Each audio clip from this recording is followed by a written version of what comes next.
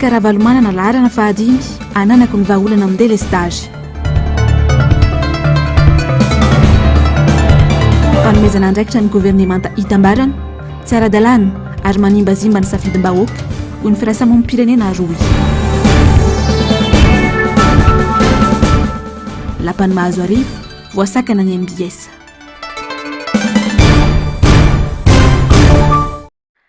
Falitafahoana aminao ny tenako anatin'ny fampalalambavao-ny MBS amin'ity takarivany alakamisy fa 4 ny volana septambra ny taona 2024 ity, manolotra ny arabary tomboky lahy sy tomboky vavy asaiko ianao anaraka ny fotoanany vaovao hatramin'ny farany. Ny vaovao mahakasika ny raharaham-pirenena avy hatrany ary tsy ara-dalàna ny famindram-pahefana sy ny nanomezan'ny fitsarana avy momba lalam-pandrenana ny fitantanana ny firenena ho an'ny gouvernemanta Tsay Christian hoy ny avy eo anivon'ny Andrimaso FFKM. Fa nitsakitsana tanteraka ny lalàna ihany koa ny nanomezana certificat de nationalité ho an'ny Andry Rajoelina sy ny fanekeny HCC ny filatsako vidiny. Hoy atranty ny Andrimaso FFKM izay nilaza fa tsy tokony andika sy adika sy ampiarina araka izay itiavany azy ny lalàna sy ny lalam-pandrenana. Sombiny tamin'ny fanambarana navoaka ny Andrimaso FFKM izany androany manoloana ny raharaham-pirenena. Mitatitra amintsika ny andindinina izay Nzavandre Mahefa Manora Andre Malala. Natsikafony Andrimaso eo anivon'ny FFKM niendrika tsy fanarahan-dalàna maro samihafa ataon'ireo androm-panjakana samihafa hito amintsika. Atamin'ny alalan'ny fanambarana antaratasy no nanehoan'izy ireo izany. Notsipihan'ny Andrimaso FFKM ao anatin'izany anifandikan-dalàna miverimberina ataon'ny fitsarana avo hamomba ny lalam-panorenana. Ohatra ny mikasika ny 2/2 ao anatin'ny Code de la Nationalité izay milaza mazava fa very avy hatrany ny zom-pirenena malagasy ao an'ireo fiain'ny taona nangataka ny sitrapo ka nahazo zom-pirenena vahiny. Tsy voafatotry ny adidy hanamanana zotakin'ny fifamatoram-panompoana ny Madagasikara intsony any olona voakasika io 2/2 io kanefa dia mbola nahazo certificat de nationalité malagasy ihany ny kandida nangataka izany. Ny fanomezana io certificat io na izany avy amin'ny ministeran'ny fitsarana na avy amin'ny fitondram-panjakana dia fandikan-dalàna tanteraka kanefa mbola noraisiny fitsarana avo hamomba ny lalam-panorenana na ny HCC ihany ho ihany ny fanambarana. Andraikitry ny HCC no mitandro toy ny anak'Andriamaso ny fampanajana ny lalam-panorenana. Tsy izany anefa no nataony fa nekeno tonga lafatra ile filatsahako fidiny an'i Rajoelina na dia efa maro ihany koa aza ireo naneho hevitra amifanipaka amin'izany. Nilaza ihany koa ity fanambarana avy amin'ny Andrimaso ny FFKM ity fa tsy mety raha ny rafi-pitsarana no mandika na mampiatra izay tiany amin'ny lalàna sy ny lalam-panorenana. Ohatra amin'izany ny fanomezan'ny HCC fahefana ny gouvernemanta Tsay Christian hitondra ny firenena. Ny 2/20 ao anatin'ny lalam-panorenana no fototra nentin'ny HCC nanomezana io fitondrana io ho an'ny gouvernemanta Tsay Christian ho ihany ny fanambarana. Raisina nefa io 2/20 io raha toka misy fahabangana ny toeran'ny filohan'ny repoblika noho ny fametram-pialana, ny fahafatesana ary noho ny tsy fahafahana miasa intsony araka ny fepetra voalaza ny 2/20 ao anatin'ny andalana faharoa. Mazava araka izany fa tsy mikasika ny fahabangany toerana noho ny firotsahako fidina ho filohan'ny repoblika io voalaza ny 2/20 io izay nandraisan'ny HCC fanapahan-kevitra io. Ny ao anatin'ny 2/20 hanomifehy izany fahabangany toerana noho ny filatsahako fidina ny filohan'ny repoblika izany izay maniry azy hiala enim-bolana meloa ka ny filohan'ny antenimiran-dolona no misolo toerana azy mandra-pisihan'ny filoha vaovao.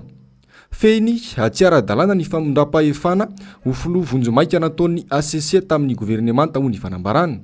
Mahita ihany koa ny Andrimaso ny FFKM hafa mizanatry indrinila ny fanomezana vahana ny tokon'olona eo amin'ny fahafahana maneho hevitra sy ny fahafahana mivory.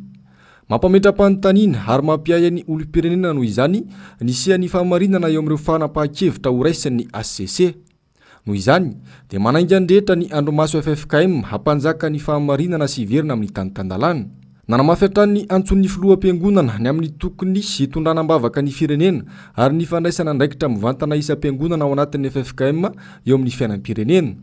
Natsidiky ny Andrimaso FFKM ihany koa fa mahatratra 920 isanjato ny mpifidy tsy tafiditra ao anatin'ny lisy mpifidianana ao amin'ity fifidianana ity na nisy aza niezaka nataon'ny CENI. Nanosony ity fanambarana ity ny filohan'ny Andrimaso FFKM ny Maître Bakoly Rakoto Malala. Nisy ihany koa moa ny fihaonana teo amin'ny filoham-piangonana eo anivon'ny FFKM fiambona amben'ny fiangonana Kristianeto Madagasikara io arivo niaraka tamin'ny solotenan'ny kandida 10 milasaka ho fidiana ho filoham-pirenena. Teny an-toerana niatrika izany ny kandida Marika Ravalomanana, Erra Jaonarmampianina, Ajo Andriananarivelo, Andry Raobel ary Brunel Razafitsiandraofa. Niompana tamin'ny fizarana sy ny fanaovana tatitra ny fihaonana teo amin'ny vondrona sy ny vondrona iraisam-pirenena moa izany. Tsy nisy nipika kosa ny resaka tao anatin'ity fihaonana ity. Tsy nisy ihany koa nitsokevitra fa dia fifampiresahana no natao. No amafisy ny kandida Marika Ravalomanana kosa tamin'izany fa fifampiresahana ihany no vahaolana amin'izao krizy eto amin'ny firenena izao. Tsika etsy ananazy fa mila miresaka mila milaza hoe izao ny zava-marina.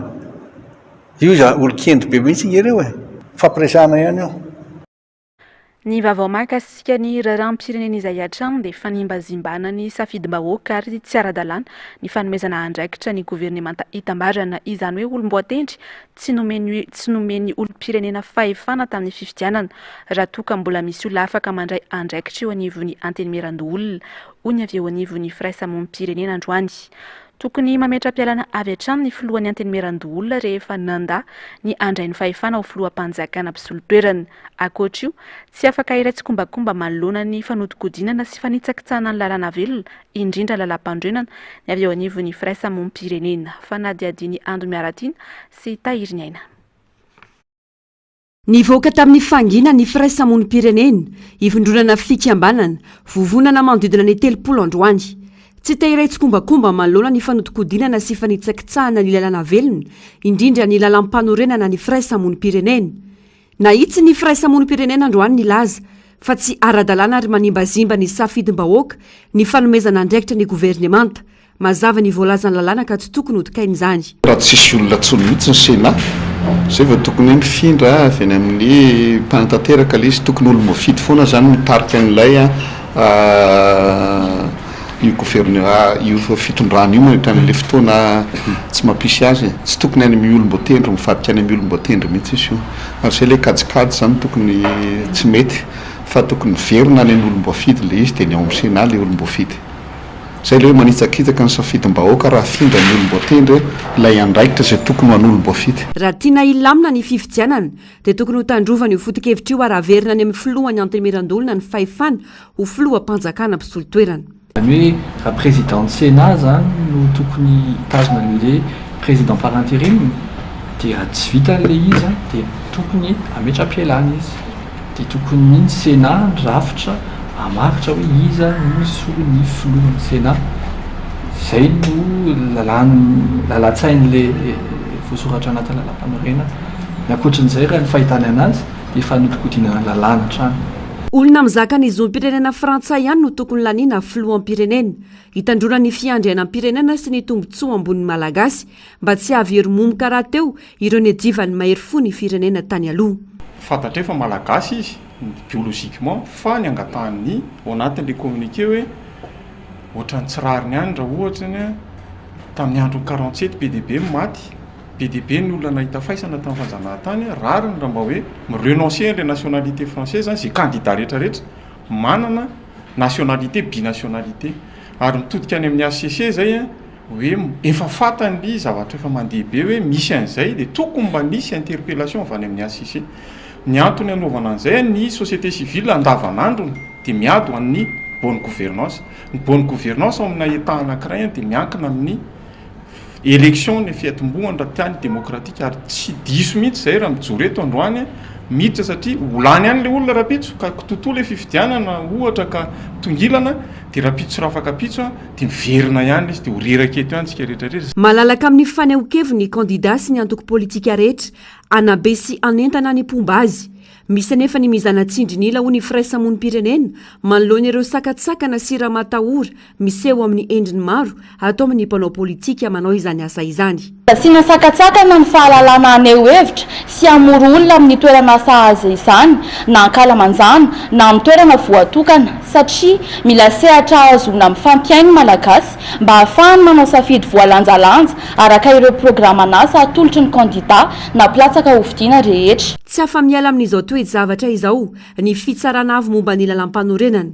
ny fifampidiniana ihany no vaolana manandisadisa tsy antoka filamenana eto amin'ny fireneny miantso amin'ny fifampiresana araka izany fraisamony pirenena dia izany rehetrarehetra zany anjarany haute cour constitutionnelle no ataontsika hoe miveye na mitandro an'izay satria any amin'ny andininy fahatelo ambin'ny folo amin'ny lalam-panorenana raha tsy diso ny liberté d'expression sy fanehoan-kevitra dia manana andraikitra ngeza be ny haute cour constitutionnelle amin'izao fotoana izao dia mangataka izay raha azo atao ny ona amin'izareo hifampiresaka bebe koa hitadiavana ny vahaolana zareo mety mahita hoe tsisy olana eto fa izay zany mahita satria miaraka mifanosina amin'ny olona dia tena sahirana ny olona ary ahoana ny fomba miatrahana démocratie na olona lany tena maneho représenter an'izay atao hoe majorité zay satria majorité absolue ny tadiavana satria suffrage universel moa majorité absolue ny tadiavana manao antsoavy noho izany fiaraisa-mony pirenena mba ny andray ny andraikitra tandrify azy ny rehetra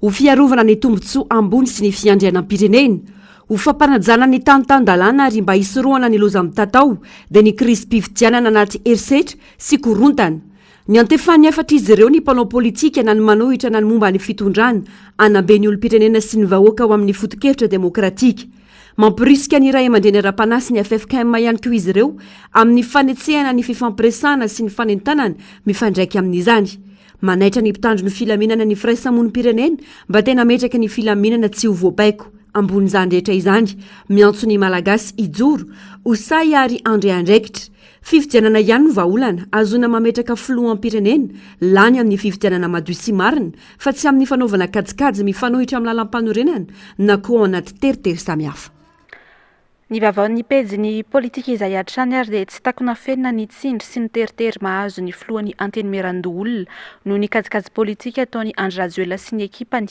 hoy ny filohan'ny antoko politika Ilmada mila gouvernemanta sy mpikambanisa ny antokisan'ny rehetra nefa isika raha te anana fifidianana madio sy mangarary fa tsy izao endriky ny gouvernemanta efa hita ho mitanila izao ho kosa ny mpamakafaka politika sy ny mpamakafaka raharaham-pirenena Constant Ravelson Zavandre Maefa Manu Randre Malala miazakazaka ny toedra ara-politika eto amin'ny firenena andro vitsy tsy rosoana amin'ny fifidianana misy olany ny fanambarana ara-politika etsero ary samy manenjana ny tadiny ny ankolafikely roa samihafa eto amin'ny firenena ireo kandida misa folo izay tsy manaiky ny kajikajy politika miendrika tsy fanarandalana maro samihafa ataon'ireo androm-panjakana sy rafi-pitsarana eto amintsika ny ankilany kosa milaza fa ao anatin'ny fanarandalana tsy misy teritery no andraisan'izy ireo fanapahan-kevitra rehefa tena diniana nefa ny fizotrony raharaham-pirenena ho ny fanehoan-kevitra dia hita ho iara-ny teritery sy ny tsindry hamaro samihafa ireo rafi-panjakana sy androm-panjakana eto amintsika ohatra amin'izany ny mahazo ny filohan'ny antenimiran-dolona sy ny fitsarana avo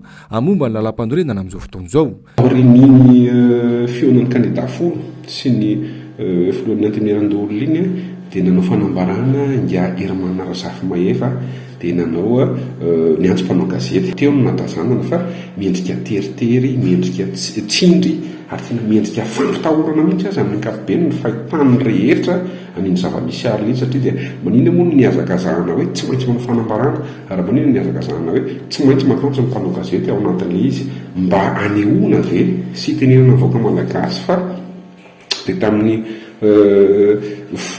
tony sy saina mandinika tokoa no nandraisan'ny Herman Rasafy Maefa ny fanapahan-kevitra iny fa ny fijerin'ny olona ty ivelany dia ny fanohatra amin'izay tanteraka ny fijerin'ireo mpanao politika ny fiarahamonim-pirenena eny hatramin'ireo ray aman-dreny mpanara mandinika zao zava-misy zao dia misy endrika tsy fahatombanana misy endrika teritery misy kajikajy politika ao anatin'le izy ho an'ny mpanaraka raharaham-pirenena Constant Ravelson vao maika ho zava-doza ho an'ny firenena sy ny vahoaka malagasy no hitranga eto amin'ny firenena raha toka tsy mahay mifandamina sy mifampiresaka dia n'izao ny rivelona rehetra eto amin'ny firenena amila soloana ny gouvernemanta hitarika io fifidianana io sy ireo mpikambana sasantsasany ao anatin'ny gouvernemanta ary ny mpikambana ao anatin'ny CNI sy ny ACC raha tena hikatsaka fifidianana marina sy ekeny rehetra isika ho ny fanazavany raha fifidianana fotsiny ny resahanao izany gouvernemanta izany filohan'ny gouvernemanta zany le tsy maintsy olona ifanarahany zany raha tsy hay kristian tsy izy 2018 efa izy fantatra fifidianana tamin'ny 2018 iny ny ratsy indrindra teto Madagasikara izy mpanara-maso ny amin'tya zao dia efa hita hoe tsy izy raha teo efa nalan'ny député fa dia mipetraka amboletra fotsiny mila soloana olona mampitony ny rehetrarehetra ny ministre ny intérieur fantatra ny efa ataony fantatra ny fanaona mila ministre ny intérieur mba hitokisany maro ny ministre ny communication fantatra koa izy zao de ministre manao propagandy any amin'ny réseaux sociaux rehetra any misy ministre telovavy izy sy gouverneur anankiray ny ministre ny fitsarana nahoana misy fanontaniana lehibe mipetraka eto amintsika momba ny fitsarana ny seni azo amboarina azo vaina mba hoe tsisy olo tena ny fitondram-panjakana tsony any tompony laka ao anaty seni satria amin'io zava-misy ankehitriny io amin'io seni zao io ny tompony laka ao a de sy olo tena ny androm-panjakana ka tsy mety zay andrasana aloha izany izay mety hoendrikendriky ny toedra raha-pirenena atoato voafidy hitondra ny fitantanana ny rodoben'ny mpanohitra ho an'ny demokrasia eto Madagasikara kosa na ny RMDM i pasteur Edouard Tsarame androany noraisiny izany fanapa-kevitra izany noho ny maha-candidat ofisialy ny filohan'ny RMDM Marc Ravalomanana mitsy araka izany ny asa fanoherana nataon'ity vondrona ity manoloana ny raharaham-pirenena raha ny fanambarana nataon'izy ireo androany teboka maro ihany koa moa no tsindrin'izy ireo tamin'ity androany ity Andomiaratina Tahiriny Aina. Tsy azo dia tsy hita ny fahoriana sy ny fikatsoany raharaham-pirenena ary ny rivotra politika eto Madagasikara ankehitriny. Tompon'antoka ary tsy afa-miala amin'izao ny fitondrana frantsay ny tondran'ny Madagasikara. Manao mantsoavany eo ambaratonga rehetra ry RMDM, anao ny asa araka izay tandrify azy. Voalohany amin'izany ny gouvernemanta frantsay andray fepetra amin'ny olony fa manakorontana ny firenena. Nefa na izany aza misy fitsipika dia tsy maintsy apetraka fa tsy mahazo manohana kadida hafa ny RMDM sy ny mpikambana rehetra ao aminy afa-tsy ireo kadida anakoro ireo raha misy manohana kadida hafa ankoatrin'ireo dia manala ny tenany tsy ho RMDM intsony. Mitohy ny asa fanoherana ataon'ny rodoben'ny mpanohitra ho an'ny demokrasia eto Madagasikara noho ny maha-kandida ny filohan'ny RMDM amin'ny fifidianana nefa dia nanapa-kevitra ny birao sy ny filohany fametraka ny fitantanana amin'ny mpandrindra nasionaly ka voavita amin'izany pasteur Edouard Tsarame. Tsy aivina ihany koa fa manana kandida roa vidiana amin'ny fifidianana filoham-pirenena ny RMDM dia i Marc Ravalomanana sy R Rajaonarmampianina. Nanamafy ny birao androany fa malalaka amin'ny safidy ny antoko tsiraray ao anatin'ny RMDM isafidy ny iray amin'ireo kandida roa ireo. Tsy azo atao kosa nefa ny manohana kandida hafa. Ny gouvernemanta frantsay izay mba handray fepetra amin'ny olo fa manakorotana ny firenena malagasy. Miantso ny kandida rehetra mba irahina tsy hanaiky ny fanonganam-panjakana ataon'ny gouvernemanta, tsy hanaiky ny fandikan-dalàna ataon'ny ACC, tsy hanaiky ny fitalinana na tsy famarinana sy mangarahara ataon'ny CENI.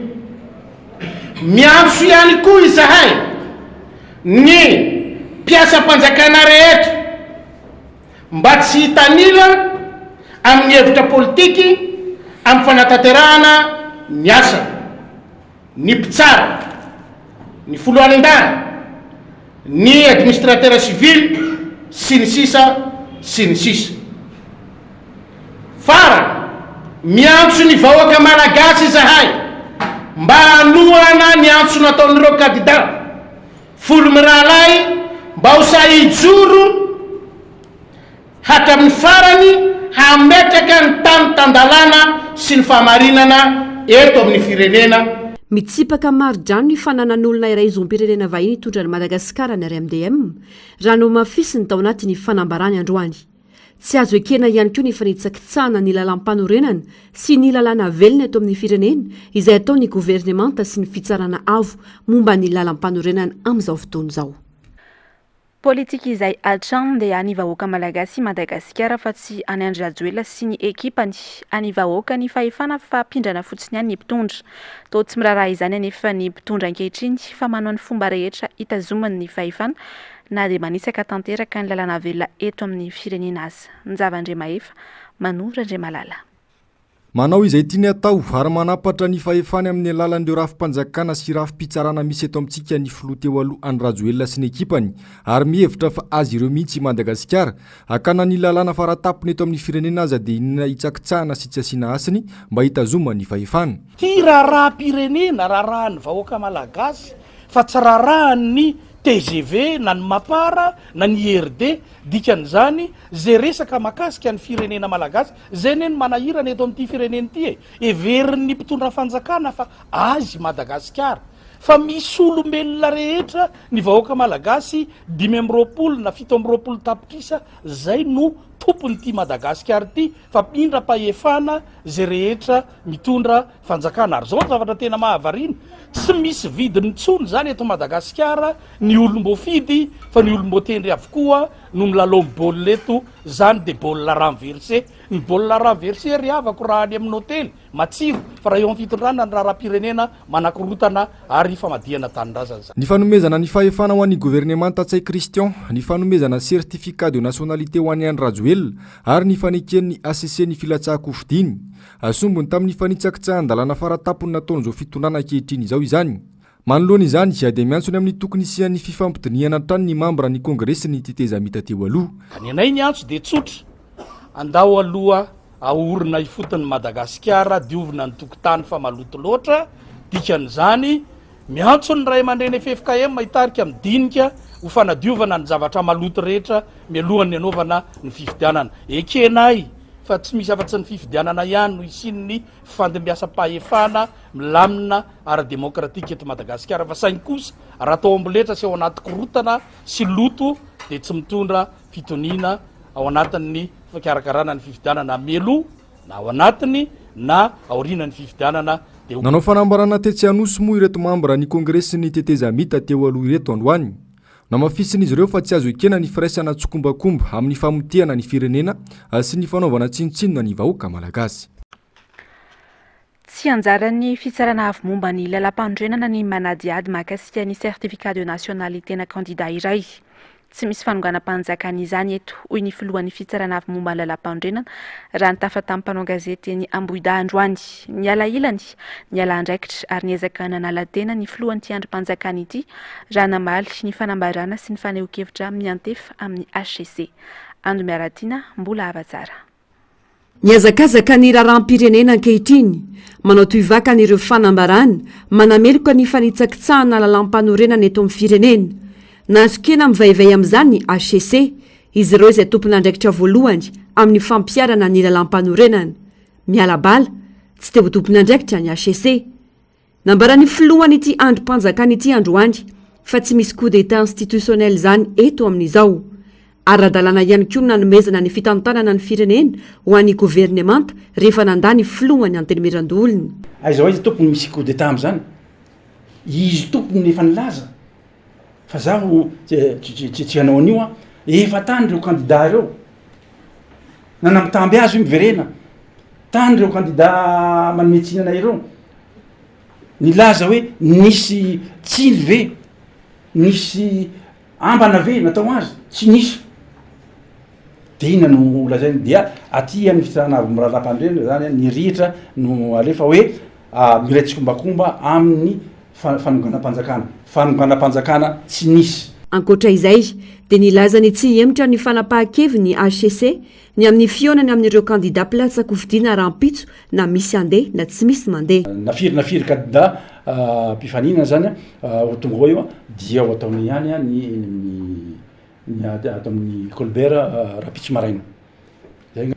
Mba manasandreo ampanajana zahay ato amin'ny fitarana mandalam-pandrenana ianareo candidat anakifolo zay milaza fa tsy ho tonga eritrereto tsara zay ananatsika fifidianana madio sy marina no tena ilaina ary ny Rapitsongy zavatra fanampiana anareo le izy fanazavana aminareo mikasika ny lalàna hoe ahoana ny fomba fitoriana aty amin'ny fitarana mandalam-pandrenana. Tsy afa-miala amin'ny resaka fizakana zom-pirenen'ny filoha teo aloha ny HCC nanilika ny rihatra tany amin'ny fitsarana nefa izy ireo momba izany. Tsy anjaran'ny fitsarana avy momba ny lalam-panorenana ny manadiady ny famarinana ny certificat de nationalité any Andry Rajoelina hoy izy ireo androany. dia mampametram-panontaniana ireo mpanarabaovao sy olom-pirenenany hoe iza no tokony antsoroka ilay fanadiadiana izany. Raha sanatria taratasy sandoka ohatra ny voapetraka eo anivon'ity androm-panjakana ity dia tsy hisy hamantaran'izany ve? Raha araka ny vaovao voaray izao arivo izao aloha izany dia ahemitra amin'ny fotoana manaraka indray ny fihaonana eo amin'ny HCC sy ny kandida folo izay saika kasaina atao rahampitso. Ny vaovaony politika izay hatramy dia namaly ny fitsarana avy momba ny lalam-pandrenana ny solombavambahoaka ny Madagasikara no sady kestora fahatelo anivon'ny antenimieram-pirenena Mamirabenirina mahakasika ny rara voizin'ny fitondram-panjakana fa tsy misy tetezamity eto Madagasikara. Tsy araka ny lalàna ny fandraisan'ny governemanta ny fitantanana ny firenena na iza anamarina izany. Veriasina ny antenimieran-dolona ary tsy mipetraka amin'ny toerany intsony. Izay indrindra no loha-hevitra anisan'ny songadina tao anatin'ny fandarana miara-manonja androany fitian'ny Ravorazafy Mahenina sy mbola afa-tsara. Tsy araka ny lalam-panorenana sady tsy olom-boafidy ny olona na vondron'olona mitantana ny firenena ankehitriny. Ny tsy mbadika tanteraka ny raharaha politika eto amintsika. Tsy mipetraka amin'ny toerana tokony hisy azy ny antenimieran-dolona. Ny siantery ve atao safiraisana tsy kombakomba. Ilay voalazan'ny lalam-panorenana dia hitataratra ny fitohizan'ilay fahazon'ny filohan'ny antenimieran-dolona n'ilay fahefana miainga avy any amin'ny fifidianana rehetra nitranga sy ny fahefana sy ny lalam-panorenana izay napetraka. Fa ilay mitondra amin'izao fotoana izao dia olona tsy voalaza ny lalam-panorenana ary olona tsy niatrika fifidianana. Raha ny filaharan'ny androm-panjakana ny jerena dia lasa androm-panjakana fahaefatra zany zao no nanongana ny androm-panjakana faharoa izay tokony hontana ny fahefan'ny androm-panjakana voalohany. Fahefana mpanatanteraka filohan'ny repoblika no ilay ataontsika hoe androm-panjakana voalohany. Ilay androm-panjakana antenimieran-doolona no misahana ny andraikitro androm-panjakana voalohany io raha araka ny lalam-panorenana raha misy ny fahabangan-toeran'ny filohan'ny repoblika. Kanefa ny zavatra mitranga dia zao ilay androm-panjakana mbola any amin'ny fahefatra satria mbola ao ny antenimieram-pirenena no lasa nandray ankaterena firaisana tsy kombakomba ihany koa madika azy daholo zany ilay fahefana zay tokony ho an'ilay androm-panjakana faharoa efa tena anaty tetezamita tanterakantsika izao. Tsy ny mpanohatra no manana tombony amin'ny fisiana tetezamita ho hatrany ny fanazavana. Mazava fa ny fitondrana no mivoy izany ary mahazo tombony amin'ny fisiany izany tetezamita izany. Anisany hanana tombony amin'izany fidirana amina endrika tetezamita izany ny mpitondra fanjakana. Satria rehefa narahantsika ny tantara rehetrarehetra tao anatin'izay taona vitsivitsy farany izay hatramin'izao dia mbola tsy maharesy lahatra ny fahavononana hiatrika fifidianana. Ho amin'ny fifidianana eo tsy fahavononana ara-pitantanana fa eo koa ny tsy fahavononana ara-politika ary eo ny fahitany fa mikorosofahana ny lanjany eo anivon'ny politika. Ireo no anisan'ny nivoizana tany ambadika tany ilay endrika hoe inona no tetezamita fa io izy io napoitra ny zareo izay nitantana ny firenena tamin'io endrika anankiray io. Tsy vitany fisehosehoana ny famahana ny olam-bahoaka toy ny délestage fa mila paikady sy fahafantarana ny olana ifotony. Tsy maintsy irosona ny fanatsarana ny milina efa misy sy ny fanampiana izany mba hanaraka ny toetrandro sy ny filanimponina ho ny kandida Marc Ravalomanana laharana fahadimy amin'ny bileta tokana. Ramano Menjanary, Mathieu Prince. Tato anatin'ny 5 taona ny aina ary ny aina mafy noho ny fahatapahany herinaratra ny malagasy. Miamafy andro manalina ny fahavoazana noho ny délestage. Potika ny fiariny, manjaka ny tsy fandriam-pahalemana, raha tsy teny afa-tsy ireo. Vaolana vonjy tavanandro no aroson'ny mpitondra, toy izay niseho tamin'ny lalaon'ny nosy. Ny tsahatra kely herinandro dia amin'izao tapaka mandritry ny oramaro. Tsy fisehosehoana fotsiny, na fanomezana baiko fotsiny no anafahana io délestage io, fa misy andraikitra feno avy amin'ny mpitondra hoy ny kandida laharana fahadimy ao amin'ny bileta tokany Marc Ravalomanana. Eo ny fanampiana sy fijerena manokana ny olana fototra atria nyty orinasa-panjakana ity. Tsy maintsy oapetsika ny jirama hoe ahoana ny zava-misy ato dina tokony raha miasa anampinanareo satria miankina amin'ny jirama daholo le orinasa madinika salatsala sy ngeza be reo de milaza zareo zay nge président tena malozana io zao le tompon'le hôtely reo mitsonika daholo le glasy ianao malala tsara zany glasy zany apetraka koa nefa lena mangataka desera ny tany mafana ny glasy mitsonika daholo faharoa tsy vitan'zany a fa mijanona daholo ny asa andavanandro a toy ny mpanao volo a ny mpanao soudure a beda be ny akinan'io de ampina izy ina zatra tsy mety tato de ampina izy de manamboatra faigna zany a ireo milina zay hita fa simba andrindrindrindra manangana orinasa salatsarany a amin'ny faritra sasany mba hamokatra herinaratra raha tsy aivina dia ny fitondrana ravalomanana no nametraka ilay milina manana tanjaka 7 megawata tao mandroseza tamin'izany fotoana io no mbola tanjaka nazaka ny filanantananarivo tamin'izany fotoana tsy maintsy atsaraina mifanaraka amin'ny filanimponina io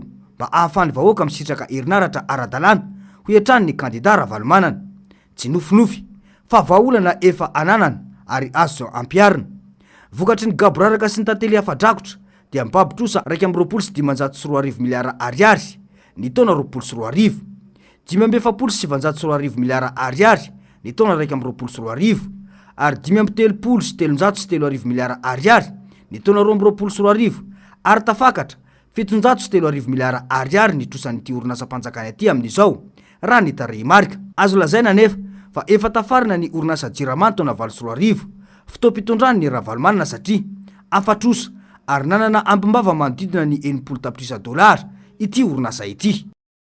Pejy ny fampianarana kosa indray dia ny atsasa-manila amin'ny zanaka malagasy no tsy afaka ny trano sekoly intsony tamin'ity taom-pianarana ity.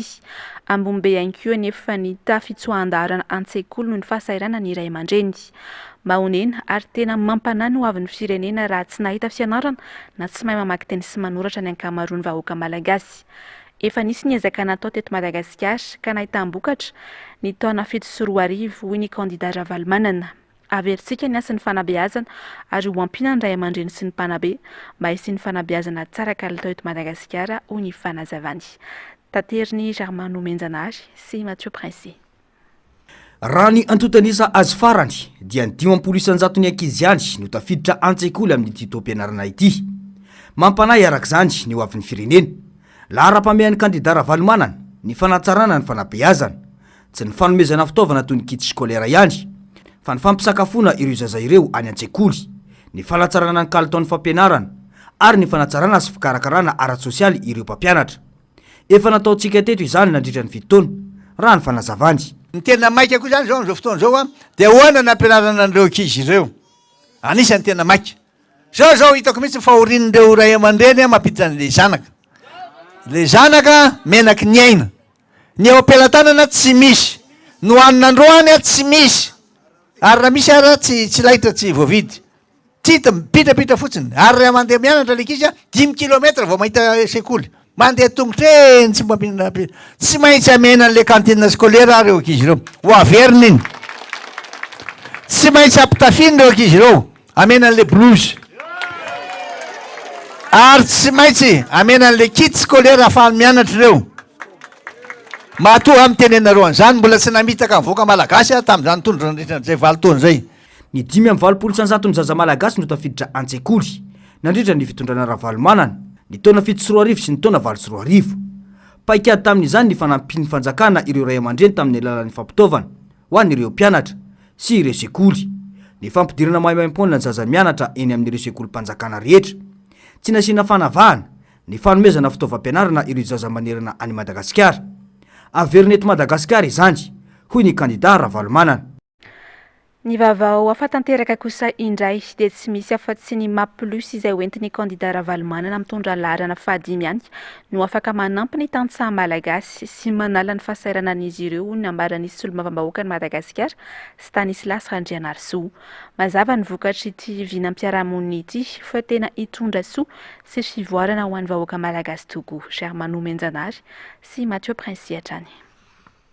Tsy fahaiza mitantana no nahatonga ny firenena sy ny fiainan'ny vahoaka malagasy ny totongana toy izao tao anatin'ny 5 taona nitondrany ny filoha teo aloha Andry Rajoelina. Any amin'ny tsy lahara-pahamehan'ny vahoaka no anaovana ny asa sy andaniana ny volam-panjakana. Tsy mahagaga raha miasairana ny malagasy isan'andro ary mbola ho mafy kokoa noho izao io hoatsoatsy raha toka mbola tsy mitandrana ho amin'ny safidy ho an'ny 5 taona ho avy. Na vary na katsaka afarantsika avokoa kanefa ny tany midadasika sy mamokatra tsy mipaka mivaoka amin'ny lara-pahamena zavatra tena any amin'ny voana tsy izy daholo nataony eo mahamenatra fa raha izy mbola tenana mikiribiby mbola ilatsaka nefa tsy hitako izay anjoantsika malagasy afaka 5 taona ema dia tena zava-bitany mitsarana anazy dia tena le lalana aloha lalana fa projet nataon'olona mbo mitohizany ary tena ny zavatra nataony dia tena teray manara-penitra fonja manara-penitra televirika tsinanana fa dia tena famitahana avoaka moa tsy hainy vara tany tompo mbola tonga ny cyclone vao mankary izy vokatra be nefa tena apahafolony raha ny surface-ambolena amin'ny vary anaty rano vala tany atao koa ampahanjato ary maninona raha maheno hoe tsy iny exploitena tena tsy mahininina dia aiza koa raha ngady ny tany rehetrarehetra fertile lonaka zay aleryndremo hoe miparty atsy miparty atsinana dia ahoana nanao nafatra katsaka tena ridicule tena ohatra manompa malagasy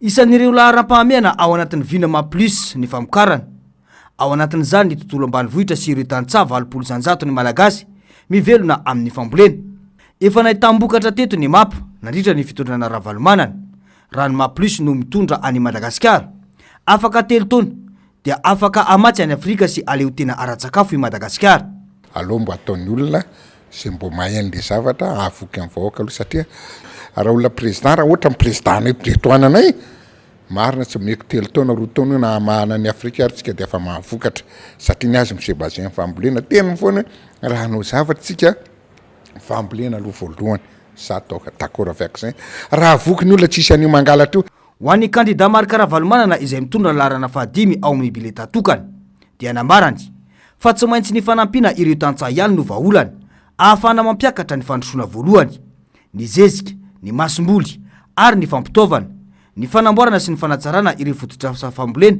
no isan'ny laharam-pahamehana nanao valan-dresaka ho an'ny mpanao gazety androany avy amin'ny OMC Note na ny organe mixte de conception nationale teny amin'ny lapam-panjakana Mahazoarivo niompany indrindra amin'ny toetra rahampirenena ao anatin'izao fotoam-pizidianana izao ny fihaonana teo amin'izy ireo sy ny mpanao gazety kanefa dia mpanao gazety maro ihany koa no tsy afaka nanatrika ity tafa ity fa voasivana voateny amin'ny barage voalohany sy miazo an'ny lapany Mahazoarivo anisan'izay voasakany izay ny avy eto amin'ny MBS rindran-tsary ny Andry Rakotomalala.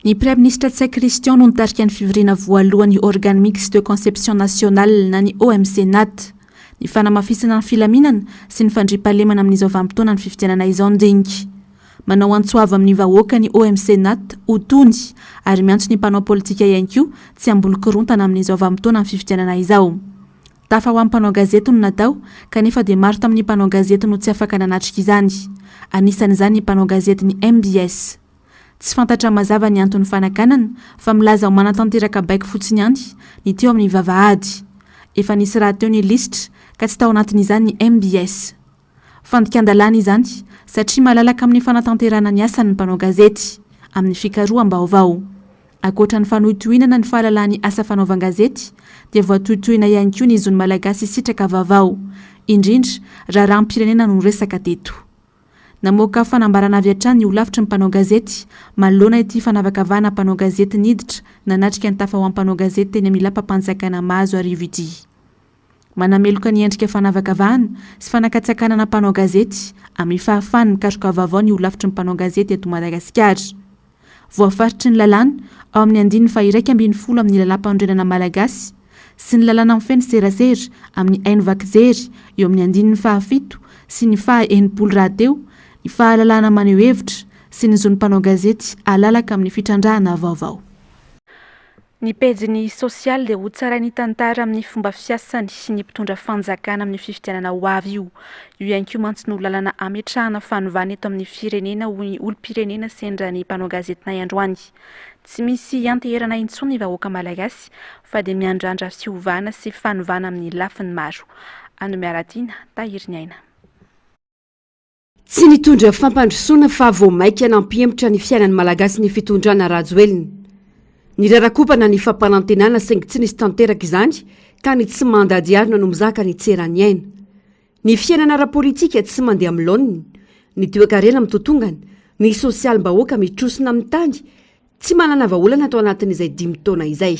Vidim-piainana zany tsy voarécupéren'ireo mpitondra antsika mahatonga an'izay dia eo amin'ilay hoe tsy fijerena amin'ny majinika mihitsy zany tsy fitsinjovana amin'ny majinika io zany dia mbola tsisy hatramin'izao zany dia mbola tsisy asa hoe mipaka hoe hita tena hita soritra hoe mipaka ny amin'ny vahoaka majinika fa eo amin'ny vahoaka zany zao miotra amin'le fahatrana sy ny fahampitehan'ny firenena. Le mpitondra ao aminay zany ohatran'ny hoe goragory izy zany manao dia ny tena ny reriny ohatry ny manao nefa tsisy fifehezana tsisy disiplinina dia maloto be na le tsena ary misafiritaka be mihitsy hoe fa nanaovana ambaty vitsena tsara tare zay nefa ny ohatra samy mandrafindrafitra trano kely be da be fotsiny fa tsy miditra ao amin'le trano anina dia manarak'izay koa ao aminay zany be ady tany dia ohatrany eo koa zany tena lafo ny manahirana. Tsy mety etra ilay voaka majinika mihitsy ilay fanjakana amin'izao hoe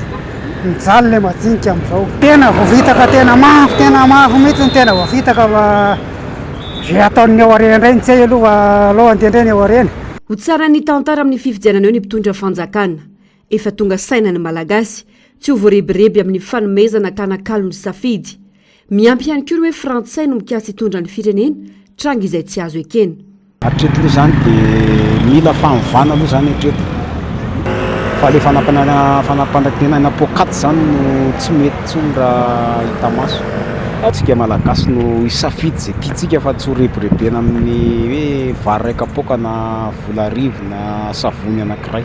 Mety amin'ny fifidianana nandrahatsika amin'izay mila manova mihitsy aloha amin'ilay fiainana amin'ilay fifidianana olona tokony hitondra Madagasikara mihitsy zao no fidiana amin'izay fifidianana izay tsy mety ilay misy amin'izao satria fiainan'le gasy nefa lasa vazano mitondrako manjary sarotra be ilay fiainana amin'ilay malagasy. Mila mivonina sa mailo ary joro hiaro ny safidy ny olom-pirenena rehetra mialoha mandritra ary aorian'ny fifidianana ametrahana izay filohampirenena landy amin'ny alalan'ny fifidianana madio sy mangarahara ka isiny ny fiovana sy filaminana maritra eto amin'ny firenena. Ny olona aloha amin'izao efa manana ny safidiny satria efa hitan'ilay hoe alongo malagasy ihany nitondra n'ilay fiainana fa tsy mena vazaha tsony ka efa hitan'ny olona amin'izao ilay malagasy ho vidiany amin'izao tonga dia ny mangarahara amin'ny tonga dia normal mihitsy aloha zao no ataontsika atria hifidy an'ny olona tiatsika dia tsy maintsy tonga dia alao andeha amin'ilay famarinana mihitsy n'ilay fifidianana amin'izao. Le faritra tsirairay zany tokony mailo tsara na le olona le hoe ho mpanara-maso raha zany tokony ny kandida tsirairay moa zany efa tokony manana ny olona mpanara-masony azy dia tokony mba amin'iny zany fanailoana moa ny rehetra koa zany tokony havitrika anatrika le falisambato mba tsy ho kivikivy zany ny any amin'ny fokotany fa tokony samy eo daholo ny olona dia mba hita eo. Tokana ny tanjona ametraka ny safidim-bahoaka anatin'ny fangararana tanteraka amin'ity fifidianana ity. Eo amin'ny vaovaon'ny fiariana kosa indray ary dia sazy ho an'i Madagasikara ny fametrahana ny fepetra vaovao mahakasika ny tany nikotina amin'ny lavanilina ho ny mpandraharaha eo amin'ity sehatra ity tsy niova ny fikarakarana hatr'izay kanefa dia hisy fiatraikany goavana ho an'ny firenena sy ny mpisehatra io fepetra io raha mitohy-hatrany. Avitra solondray be. Tao anatin'ny telo taona farany tsy nitsahatra ny totongana ny seha-piariana lavanilina 5.7 ny iray kilao tamin'ny lavanilina maitso tamin'ny taondasa araky ny vidiny napetraky ny fanjakana nidina hatrany amin'ny ariary izany tamin'ity taona ity hoy ny mpandraraha amin'ity sehatra ity miditra anaty fahatiantoka ireo tatsasy ireo mpandraraha mihitsika avokoa hatramin'ny fanondranana voatselona no napidina ohatra faingo 10 miligrama isaky ny kilao ny fatran'ny nikotina amin'ny lavanilina masaka eo amin'ny tsenan'ny vondrona Europiana ho fiarovana ny mpanjifa raha 3 miligrama isaky ny kilao izany tany aloha. Mahakasika mivantana ny tsenantsika malagasy io fepetra io tsy misy fiovany ny fikarakarana ny lavanilina masaka hoy ny mpandraraha iray fa misy antony io fampidinana ny tahan'ny nikotina io. Mbola nanampitrotrika an'ilay faratsy ny vidina lavanilina ihany koa ity le taux de nicotine ty lasa agnambo loatra io fietrehetiko an'io ohatrany sazy fahitavoko anazy fa naninona moa taux de nicotine tsy dia hita loatra hatramin'izay fa izy zany raha lavanilina mbola toky ihany dia atao étivage tsy maintsy manodidididina ny 5% sy ny 5 eo ihany fa ilay hitadiavana delo sarotra be sy tena sarotra. Ny 900 ny fanondranana lavanilina eto amintsika dia ao amin'ny tsenan'ny Europa avokoa misy fiatraikany lehibe amin'ny fiarikarena malagasy araka izany ity fipetra vaovao no raisin'ny Europeana ity fa indrindra ihany koa ho an'ny ireo mpandraraha sy ny tantsaha mikasika ny seha-piariana lavanilina izay. Ambivitra ny sehatra lavanilina raha ny fantatra dia hatramin'ny janoary 2022 aloha no voasazy tsy afaka manao fanondranana makany Eoropa isika. Raha simba sehatra lavanilina latsaka ao anatin'ny fahoriana tanteraka ny olombelona na ny ampandafana malona bazara aza tsy mahazo vola. 30% na zaza zany tsy tafiditra am-pianarana satria tsy manambola ny ray aman-dreny. Ahihina ihany koa zany olona maro moa aloha very asa satria mifampiankina amin'ilay lavanilina zany ny asa. Olona maro koa isy problème na amin'ny banky am'izao satria izy zany asa lavanilina fivolomana isan-taona ary raha miasa amin'ny banky matetika. Atahorana no avin'ny sehatra lavanilina afaka 5 taona ho hatrany ny mpandrarara mitoy izao lehitrezana atao amin'ny seha-piariana izao. Fofona mantsina, loto sy aretina no iainan'ny mponina manodidina ny Dabapako. Miverina mivangongo indray mantsy ny fako manerana ny renivohitra Antananarivo rehefa tapitra ny lalao-nosy. Tsy miasa ny mpiasa mpanangona fako raha toka tsy mbola voalony ka raha maninzy ireo hoy ny mpiasa ny SMA. Avitra Solondray Beatrany. Miverina manakandalana, manitsina lakan-drano ary miara-miaina amin'ny mponina Antananarivo indray ny fako. Herinandro mahery kely taoriana avy tanin'ny lalao-nosy andian'ny faraika amby folo, mangina ny komina amin'ny fanadiovana ny tanàna. Maro ireo toerana no ahitana fako mivangongo manerana ny renivohitra Madagasikara. Dia mijaly le vahoaka satria le fako hitanareo zao ny fako eto aminay nefa ny olona manarivo ny olona mivelona eto amin'ity fako ity vao tapitra ny CDCL dia tsy misy varotana intsony ny olona dia mamangataka izay mba hanalana n'ity fako ity fa tena hatsany ambaravarany fa izay mponina mipetsaka eto mihitsy. Zao izy raha tsy makatsony indray izy zao vao vita ny CDCL.